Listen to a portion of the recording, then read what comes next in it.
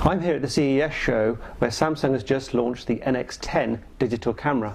This is the first camera in its new hybrid system, which, like the Micro Four Thirds system, uses the sensor from a digital SLR, in this case an APS-C sensor, which is the kind used in most consumer digital SLRs, and puts it into a much smaller body. And it's able to do that because it's taken the mirror and prism assembly from a digital SLR, removed that, put an electronic viewfinder in instead, and that's enabled it to shrink the body down.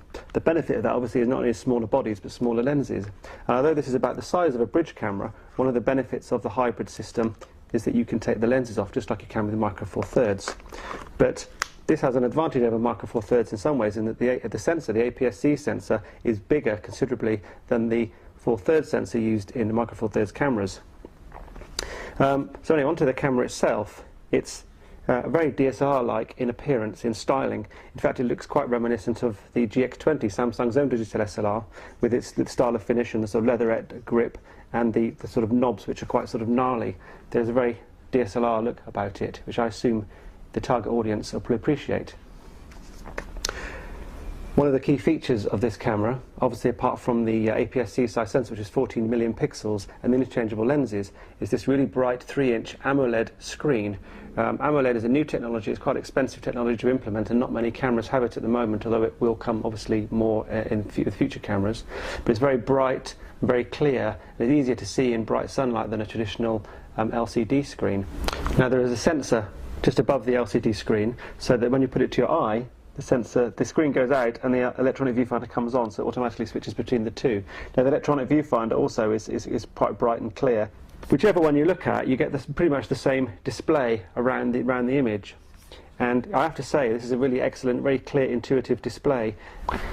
The menu is a very model of clarity. As you can see, it's very modern looking, very crisp, very clear. They've just used the turquoise colour as a highlight, but it's very intuitive, figuring out your way of navigating around the camera. It really is a pleasure to use, to simply navigate, to select modes, and to select the settings that you need. Pressing the function button gives you shortcut access to some of the most important image parameters, such as image quality, file formats, focusing points, flash modes. Once again, the design is very well thought out and is clear and very modern and easy to follow. Now there are 3 lenses that are going to be available initially with this camera. There's the 18 to 55, which is the kit zoom lens, which is the one that I've been using. There's also a slimline 30mm pancake lens available, and there's a 50 to 200 telephoto zoom. Now you can buy the 18 to 55 and 55 to 200 as a twin lens kit as well.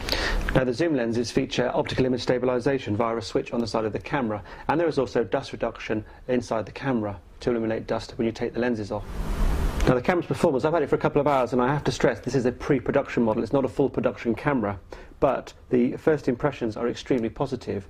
The image quality of the pictures I've got, bearing in mind that there still could be some adjustments to it, is extremely good. It does stand up easily with the camera's digital SLRs in terms of image quality. Pictures are sharp, the colours are good. I shot in a range of settings, shooting into the light, shooting indoors in some of the casinos in very low light, at high ISOs, and in every case the exposures are pretty much spot on.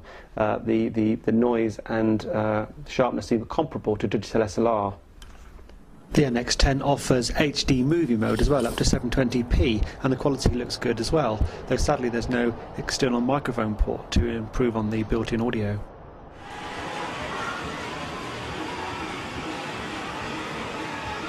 The electronic viewfinder is not everyone's cup of tea. It's not really my cup of tea, I have to be honest. I prefer digital SLR viewfinder, but a lot of people will see that as a small price to pay for the benefits you get with this camera, and therefore its size and portability.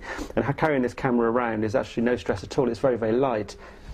In conclusion, my first impressions of this camera are very, very positive. It does feel just like using a digital SLR, only smaller and lighter, so less of a burden to carry around.